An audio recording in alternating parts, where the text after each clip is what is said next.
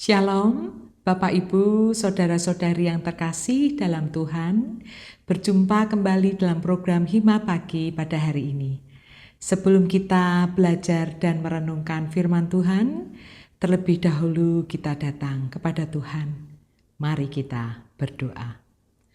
Bapa kami yang bertahta di dalam kerajaan surga, puji syukur senantiasa kami ucapkan karena Engkau sungguh baik. Engkau selalu memberi kami berkat, berkecukupan setiap hari.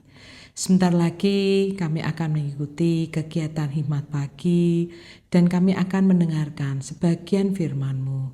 Tolong Tuhan, supaya kami dapat mengerti dan menjalankan firman-Mu dalam kehidupan kami sehari-hari. Biarlah kami menjadi garam dan terang dunia. Terima kasih Bapa. Demi nama Tuhan kami Yesus Kristus kami berdoa dan mengucap syukur. Amin.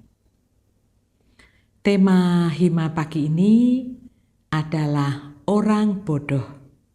Firman akan dibawakan oleh Saudara Revel Theodore.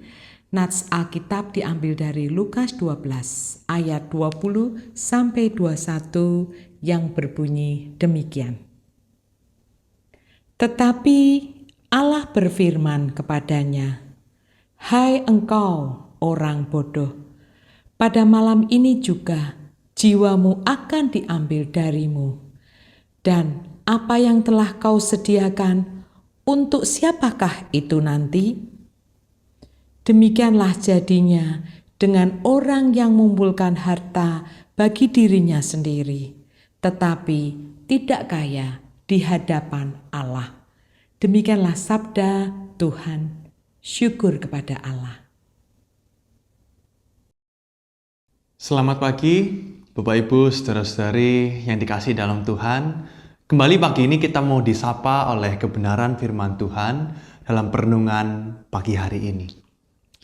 Bapak Ibu Saudara, seorang dari China bernama Xu Ming didakwa atas kasus penyuapan dan tindak kejahatan korupsi. Pada Desember tahun 2015, ia meninggal dunia di dalam penjara. Xu Ming yang seorang miliarder merupakan konglomerat pemilik dari Xide Group, sebuah perusahaan properti besar di China. Ia juga menjabat sebagai presiden klub sepak bola Dalian Xide. Sebenarnya Xu Ming memiliki citra yang positif di masyarakat, tetapi berubah menjadi negatif sejak ia terjun dalam dunia politik dan terlibat dalam pengelolaan pemerintahan yang tidak jujur. Banyak orang tidak menyangka bahwa selama ini Xu Ming melakukan pencitraan semata. Pria berusia 44 tahun ini diduga meninggal dunia akibat serangan jantung mendadak.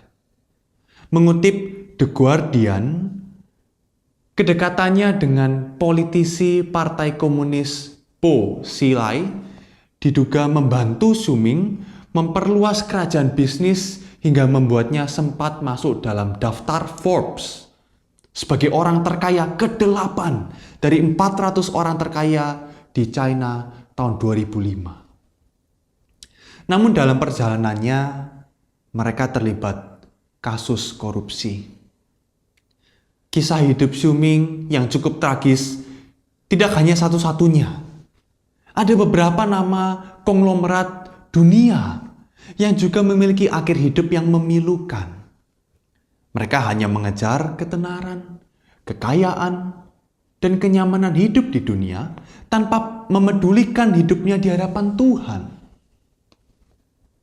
Tuhan Yesus pernah memberikan perumpamaan tentang orang kaya yang bodoh. Ada orang kaya yang memiliki hasil tanah berlimpah-limpah. Ia merasa puas dengan kekayaannya, sehingga jiwanya menjadi tentram dan dapat bersenang-senang. Ia berencana merombak lumbung-lumbungnya menjadi lebih besar, sehingga dapat menyimpan gandum dan semua harta bendanya. Kondisi seperti inilah yang hari-hari ini banyak diidam-idamkan oleh banyak orang. Mereka nggak segan-segan menghalalkan segala cara agar memperoleh kenyamanan hidup dan kekayaan yang berlimpah-limpah. Tetapi Allah memandang upaya seperti orang kaya ini sebagai kebodohan. Karena kelimpahan harta duniawi tanpa disertai hati yang berkenan bagi Allah, itu adalah suatu kesia-siaan. Allah mengendaki umatnya tidak hanya kaya dalam harta duniawi, tetapi lebih utama lagi kaya dalam harta surgawi. Apakah yang sedang kita cari dan perjuangkan hari ini? Orang bodoh, orang yang tidak kaya di hadapan Allah. Amin. Mari kita berdoa. Tuhan, banyak sekali orang yang dianggap dunia pintar dan jenius karena memperoleh kekayaan yang tinggi, jabatan yang tinggi, status sosial yang tinggi, dihormati oleh banyak orang dan disegani oleh banyak orang. Tetapi pada waktu Tuhan memandang mereka, Engkau tidak berkenan atas hati mereka, karena hati mereka lebih terpaut pada harta, bukannya Tuhan sendiri, harta surgawi sesungguhnya, mutiara permata yang seharusnya kami terus-menerus mencari. Ya Tuhan, perenungan pagi ini mengajarkan kami semua agar mencari terlebih utama harta surgawi, mementingkan Tuhan di atas harta duniawi kami.